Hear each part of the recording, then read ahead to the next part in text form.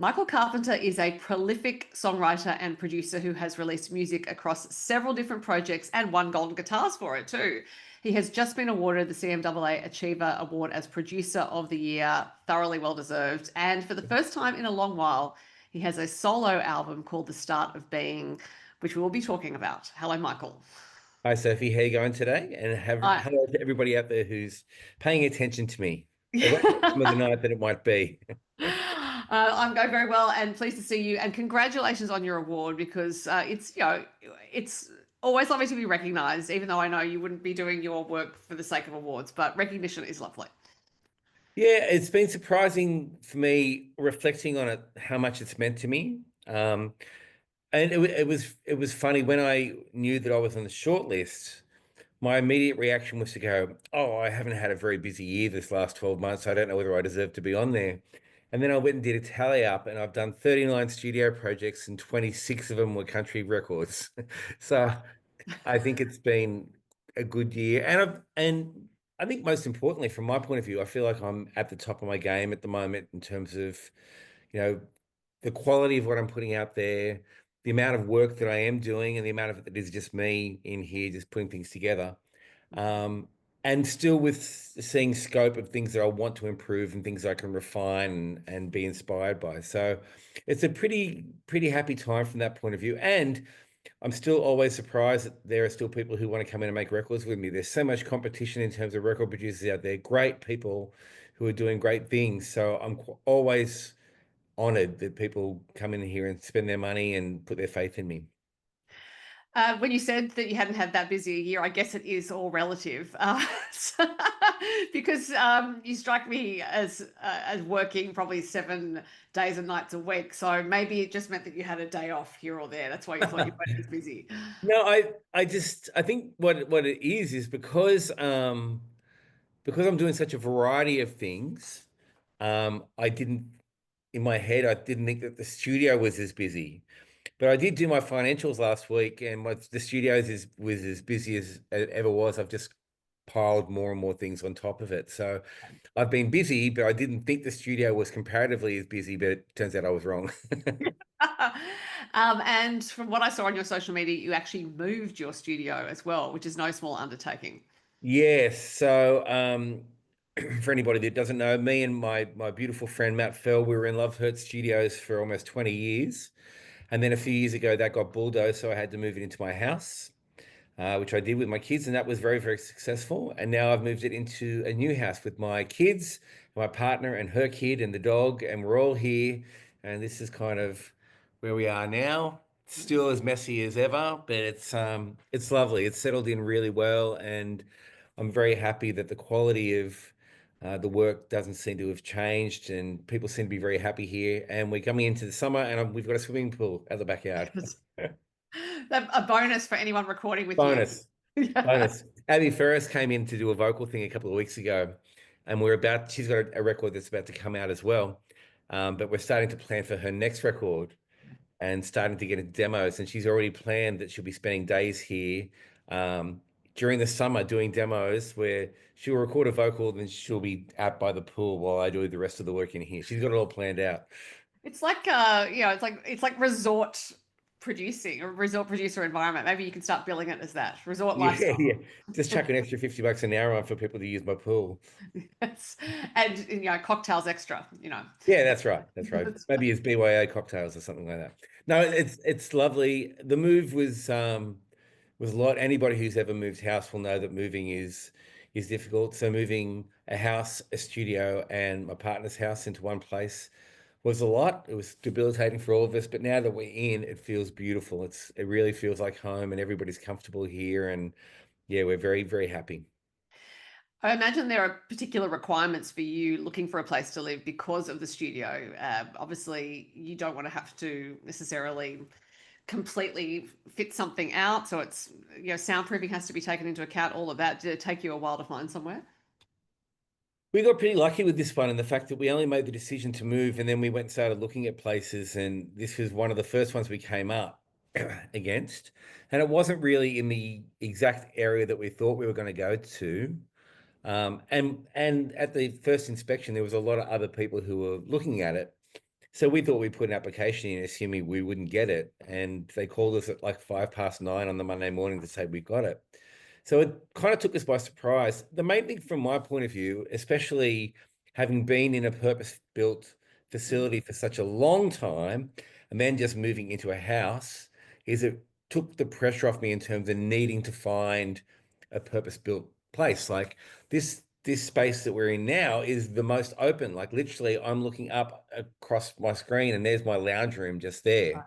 Right. But what it means is I have better boundaries now. So when everybody's here, I tend to not work, or I Mm. work with headphones on, and I just try to be a little bit more common sense about it. I mean, my days of just constantly coming back into the studio and working all night are over. I don't really want to do that kind of work anymore. I did a lot of it for a long, long time.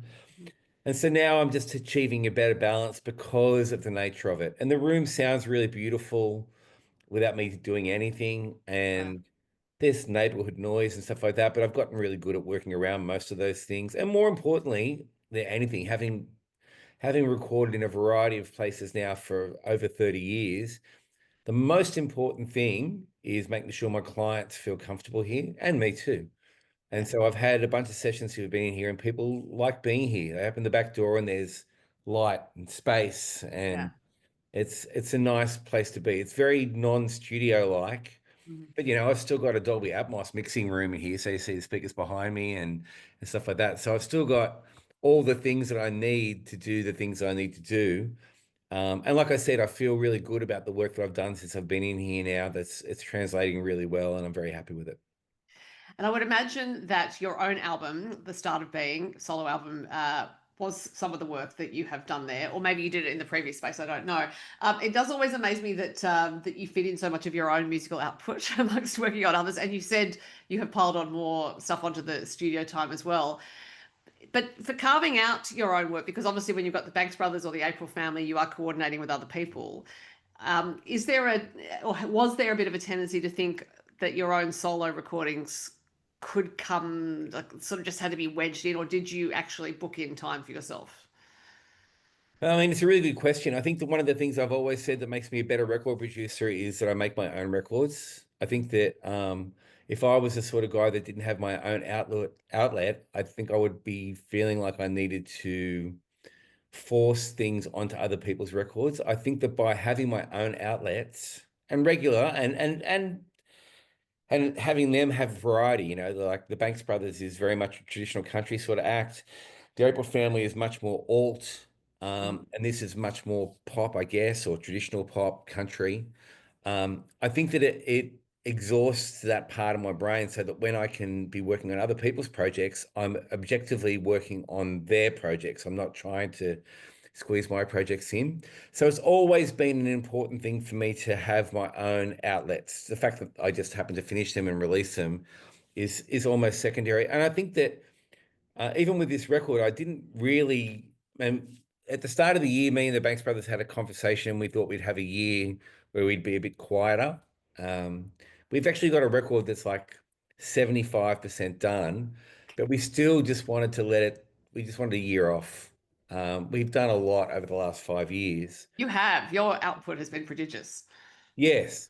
And the April family were in the same boat where Kylie just wanted to just kind of go quietly for a year or so. And so I started looking back through when I'd have free times in the studio, which wasn't very often, but you might find yourself driving to a gig somewhere and you go, well, what have I got lying around? And I'm pretty well organized in terms of my Dropbox.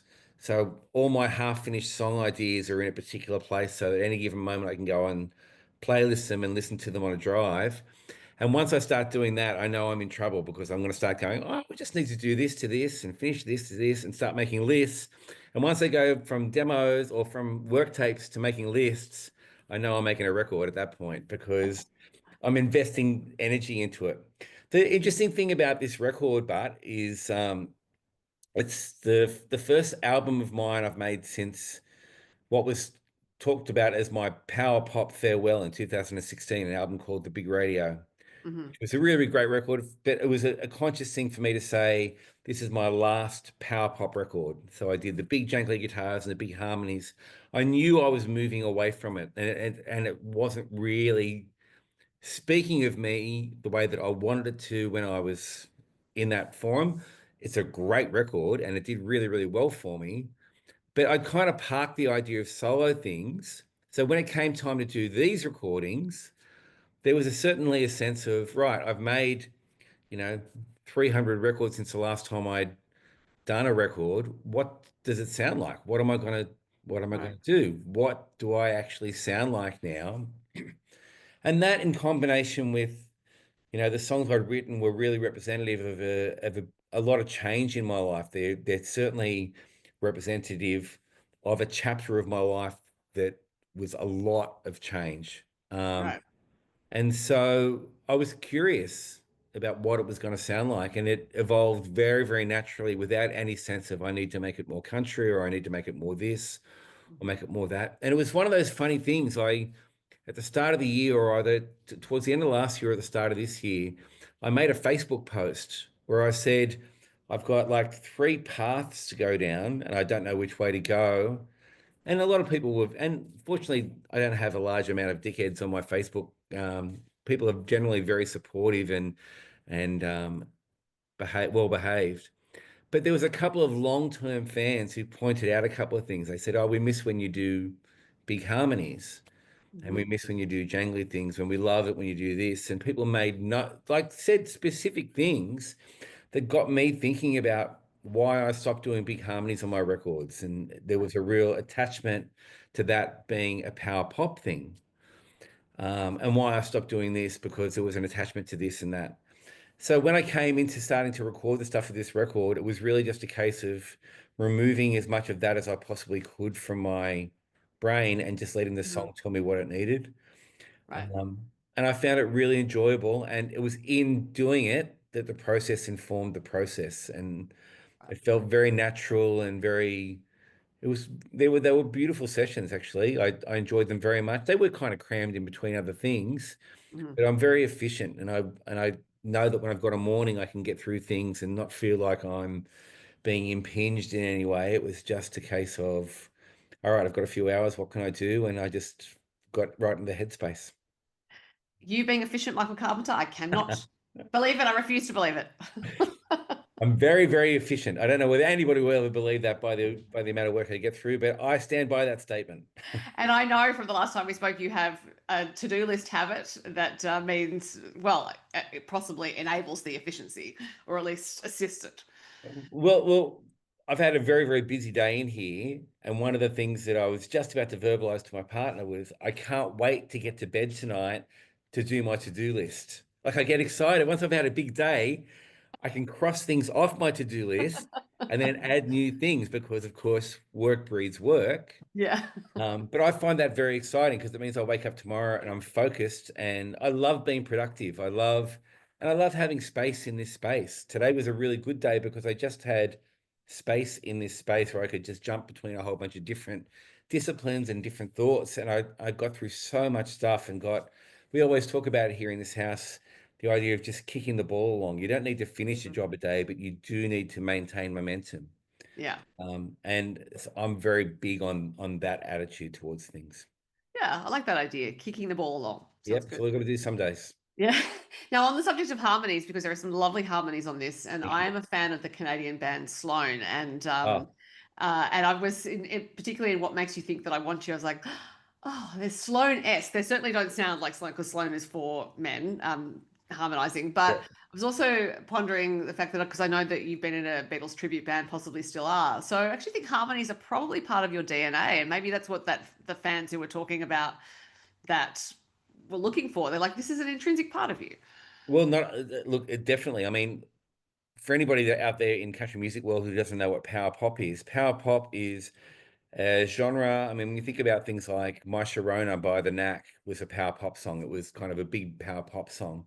But the foundation things of power pop is big guitars, jangly guitars, Mhm. and lots of harmonies and short pop sensibilities. So Yeah. you're talking about the Beatles, the Byrds, Badfinger, and Beach Boys, and Big Star, and the Raspberries, and stuff like that. So they're classic pop stylings where vocal harmonies are to the fore. Now, going back to what I said before, when I finished my the big radio record back in 2016, it was very clear to me that that was the end of that chapter of my life. Mhm. And so I did have a definite sense of I'm not going to do that anymore because I found it to be a crutch. So whenever I didn't know what to do in a chorus of a Right. song, I would just go and do three-part harmony double tracked with counterpoint.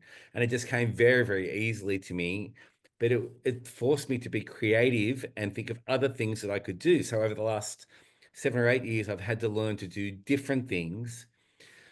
So now I kind of gave myself license to be able to use them again in conjunction with the other things, and I loved it. I loved it. It was really like revisiting an old friend. And the other Mm. thing too, when I released the last record, I was in my late 40s, and now I'm in my late 50s, and you always wonder whether your voice is going to be able to still do the things that it used to do. And I was very happy that things seemed to be just the way that they were, but I pushed myself pretty hard to do different things. And sometimes I outsource the harmony. So when you're talking about what makes you think, that's my beautiful friend Maddie Breen, who I did the harmonies, and they kind of sounded too much like me. So I said to Maddie, "Can you just do these for me?" And she went and replaced all the parts, and they sounded much better than my part, my version of it. And we had an argument the other day where Maddie just kind of went, "I think your harmony sounded fine. I didn't really even know what I was doing replacing yours." But Sloan were a big part of my whole power pop world. I was deep, deep into that world, and I love that band. So well done, Sophie. That was a good catch. Well, I spent a year living in Vancouver, BC, and I was a volunteer at a radio station, worked on a street press magazine to do with music, and did some interviewing, reviewed a lot of gigs. It was the heyday of that Halifax pop, really. And there was a band called the Super Friends, who I also loved, who were associated with, well, they were on Murder Records, which is Sloane's label. But Sloane, I saw live a few years ago in Sydney and Newtown. You were possibly at the gig, Michael. And I Probably was. remember thinking that because they were rotating around instruments, and Yeah, I thought, well, this I didn't know about them, but I think part of their sound, which is also on this record of yours, is the sense of joyousness that comes with those harmonies when they're performed in a certain way. So, Sloan live, Sloan recorded, had that sense of they're all having fun in the studio yeah. or on stage. And I could hear that lightness in what you were doing. And I did actually think it was you harmonizing on that particular song. And I like the fact that you were saying, oh, it sounded too much like me. But yeah, I think it sounded like yes, you were enjoying this process again. Yeah, look, one of the things for any of my records, and even when you go and listen to the Banks Brothers records, which are traditional country, or any of our bluegrass things, I'm a pop guy.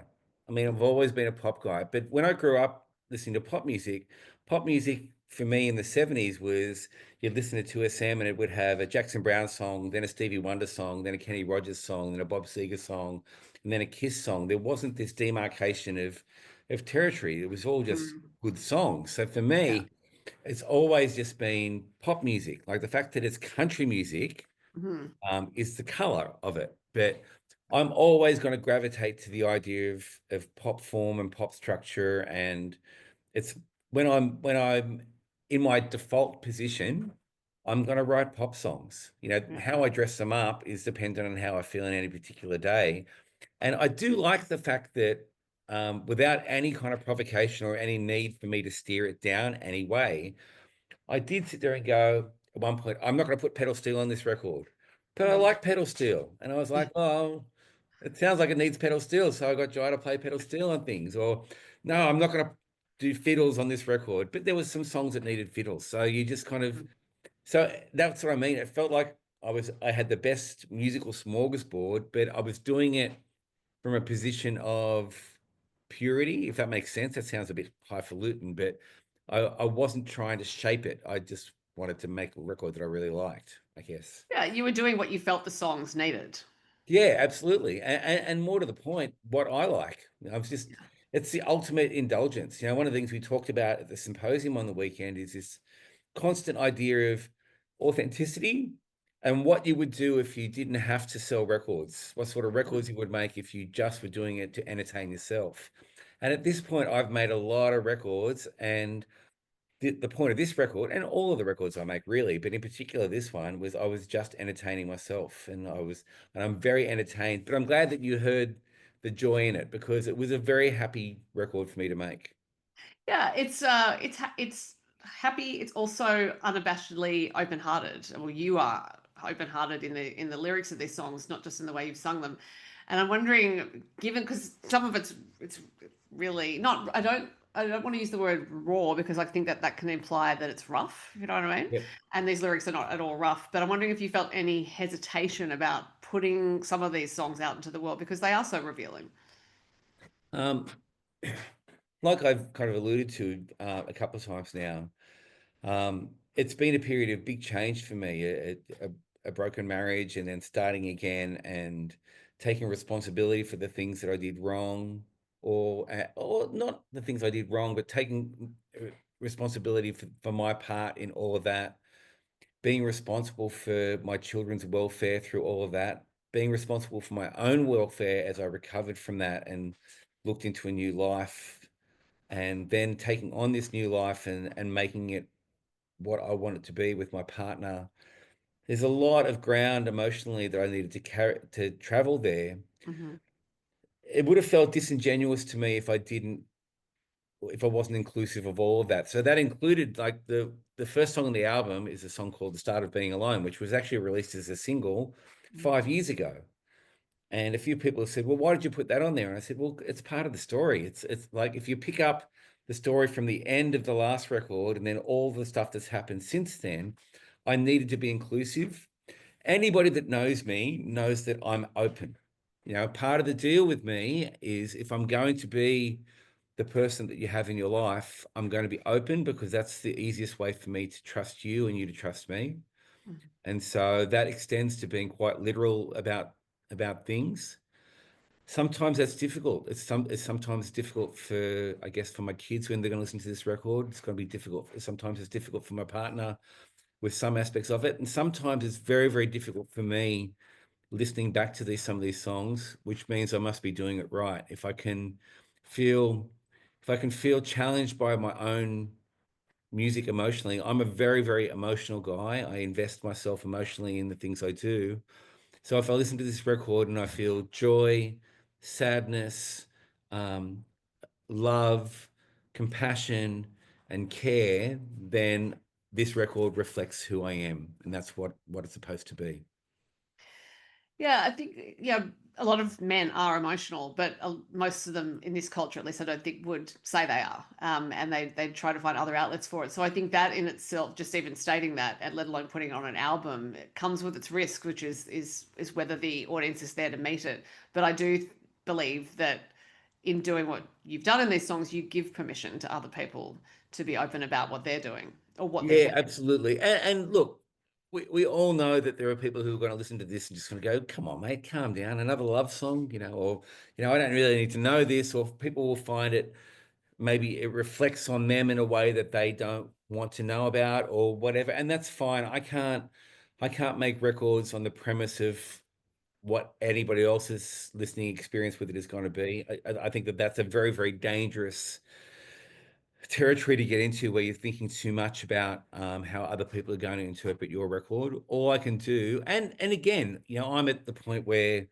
I'm no big star, but there is a certain level of notoriety about people who've had experiences of working with me, and I want anybody who's worked with me or knows me will be able to put on this record, and they will feel totally comfortable with the fact that that's my record, and I've set the parameters for how it is, and a few people who know my career really well have listened to this record. They got advanced copies, and they were very proud of the fact that they think I've made the best record of my career at this point of my career. But it also does reflect, this last 10 years of my life in a very, very fair and balanced way. Hmm. There was another album that came to mind when I was listening to it, and it's from a few years ago now. It's by John Bryan, the American artist and composer, and it was and I think you two have a lot in common in that he is also someone who seems to work across a variety of musical styles. He can play a lot of instruments, and then this album, I don't think he's put out another one since, No, but it and was that very record revealing.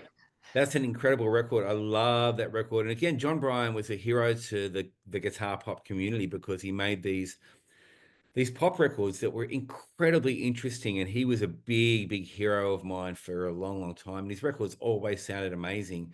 But yeah, very open and very revealing and challenging. And even for me at that point, was already that kind of guy. I always wrote in a very literal kind of way and an honest kind of way about the things that I observed or the things that I was living. But I loved his record for that reason as well, because I could relate to this idea of somebody being comfortable enough with their craft that they can surrender to it and just they can completely express themselves through their own craft. That was something I've always aspired to and will continue to aspire to until the day I can't make records anymore. I think just when you were saying earlier, if someone was listening to your album and thinking, "Oh, come on, mate," whatever, it's like, well, then they can just listen to your singing and the harmonies and enjoy the music of it because it is extremely enjoyable.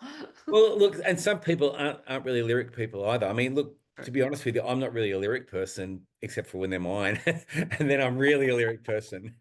Um, but whereas other people, my partner Nikki, she's all about the lyrics, and she gets cranky at me when I'm mixing something and the vocals aren't loud enough because she wants to know what people are saying. Because ultimately, you take away all of the ephemeral sort of stuff, and all you're left with is a vocalist and a song Mhm. and that should be enough to get the message across, and then everything else should be able to sustain it and support it and elevate it. Yeah. So, because you have played live in various permutations as well, do you have plans for shows in support of this album, or are you already looking ahead to Banks Brothers getting back together with you and doing shows with them, that sort of thing? You know, like I went through a thing a little while ago, and my best friend is a guy called Chris Murphy who lives in WA, and he heard the record and he's very proud of me and said that he enjoyed it, and he said, I'm going to come over, we're going to put a band together, we're going to do a gig, we're going to do a launch. And I went, yeah, nah, I don't wanna. See, the thing is, Sophie, because I do so many gigs in the album show, like every year, like this year is going to end up being like a 75 show year for me. And that's all over the country, playing a variety of different things. I don't feel like I need to prove myself as a live performer. And I'd like to do it at some point, but I'm much from the live experience. I'm much more interested in being on stage with the Banks Brothers. If I'm going to be doing original music, because I like that stuff, and we've got a built-in thing that's kind of flexible, and we can just add a rhythm section, and all of a sudden we're a really great band. Hmm. And that, from an original music point of view, I'm quite comfortable with that being my outlet for the moment. Um, I last year, sorry, at the start of this year, or sorry, no, it was the end of last year. There was a label from Spain because I did a lot of touring through Europe and the US when I was in my power pop heyday. They approached me about the idea of coming and doing a solo tour this year. But I couldn't make it happen. But I did think about it for a while. And then I started to really think about it for a while. And recently I started to think about it again. Um, but it just keeps on getting shelved because I've just got so many other things going on. And like I said, I'm not short of live experiences. I've got 2 gigs this weekend, 3 the following weekend. I was in WA last weekend. I'm fine for live experiences for the moment. For the Yeah. moment. Yeah, But I you do. reserve the right to change my mind in 3 months' time. Absolutely. And the album will still be there, of course, That's for people right. to find. So you mentioned that the start of Being Alone, the opening track, is from quite a few years ago. Now, the album's title is The Start of Being. So I think that's a lovely statement in and of itself. But I'm interested in whether you think it means that this actually moves you into a new phase in terms of what you think is possible for you as a solo artist, or whether you do feel like that phrase, the start of being, reflects the period that this album covers, and therefore you're tying it off and moving on. I think that there has been a lot of personal learning over the last 6 or 7 years, and there's had to be a fair amount of approaching things differently. I didn't want to be one of these guys. I've got other friends who don't take responsibility for their parts of contentious situations. Mhm. very, very much gone through all of that and looked at every aspect of everything. And that's down to not only the personal, that's down to the financial and the logistics. And for me, I feel like I'm living a good life now. Things are all heading in the right direction. So I was very clear on the idea of it being called the start of being because it does represent a fresh start for me. That's not, and I'm always really wary of the words fresh start. It makes me feel like I'm purging. I'm very proud of my life up to this point. I'm very, very proud of it. And as much as it wasn't always happy, I'm very proud of all the things that I achieved to lead me to this point. But I'm going about it all differently. I mean, when we talk about that period of my life, I mean, that was the end of Love Hurt Studios. It was the beginning of this new phase of my life with studios in my house. You know, it's new partner, it's the album show all started at that point. I feel like there was a whole bunch of things that started that have Mhm. now grown, and now I'm riding the wave of that momentum, and I'm very much enjoying it. But it was a symbolic, there was a period of about 12, 18 months. There was definitely a closing of one page and opening of another page that was fresh and unwritten, that I've been writing that story now. And I'll be honest with you, I'm very proud of where I've landed. I was worried that I was going to completely come apart with the breaking down of Love Hurt Studios. I didn't know when Love Hurt Studios closed whether I'd be able to exist as a producer. I didn't know Right. whether I thought that I thought my identity was tied up with that room. Right. And I literally, I would say over and over again, I didn't even know whether anybody would want to come and make records with me if I didn't have that space. Right. So it's been a different way of perceiving my whole record producer career when I've moved myself into various spaces like this. I've had to operate in a very, very different way, which has given me another perspective on things.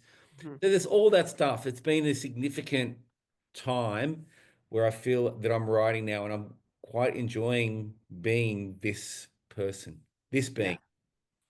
Well, and it's a result of being committed to continually going back into yourself, I think, and also back into the field, the creative field, the personal field, and turning the soil. And it's that's not easy work to do, but I do see in your in the amount of things you create that it is the result of being committed to doing that, because it's that whole energy in, energy out thing, which sounds really trite, but it actually is true. Is that if you want to make new things, you actually have to get rid of some old things, and you have to put things out into the world to create the vacuum that nature abhors, to fill it again. It can be tiring work from time to time, but it's I think, yeah, yes, you should be proud of it. Yes, you should look at it and think that's work well done, because you would not be producing this album, for example, or anyone else's albums, or with the Banks Brothers or the April Family, if you hadn't made that commitment. So it's more an acknowledgement than a question, Michael. Yeah, look, and one of the things that my partner and I we talk about all the time is to never be scared of the truth. I mean, it's a really difficult thing because sometimes if you ask questions and you get the answers, you may not always like the answers, but at least you know you've got an understanding of the status quo. But so you can't be scared of that. You have to dive deep into that stuff because that's where the good stuff. It's only on the other side of Mhm. that that you actually can see what's ahead, what being that person is like. Yeah. So I think I can understand also why you're excited about getting your to-do list. It's because there must be this sense of satisfaction with work well done every day, and then Yeah. excitement at the prospect of what's ahead. Yeah, yeah, absolutely. Like today, like it's so fortuitous that we're here today because today has been a really, really great day of plowing through a whole bunch of stuff and planting seeds for things coming up and shows coming up and finishing off a record for somebody and because there's a great sense of accomplishment, but there's also a great sense of momentum, this thing of kicking the ball along. Because Mhm. not only have you from this point of view finished a few things, but you're also getting things moved along so that you can appreciate more of that. And there's more adventures to come. Again, my partner and I, we always get excited about the idea of adventures, adventures. Um, and that, but if I just love the fact that at my age, I'm 58 years old, at a time when my hearing should be going and my fingers should be going and stuff like that. I'm really thriving, and I'm still incredibly excited by all of the things that are up ahead. Yeah.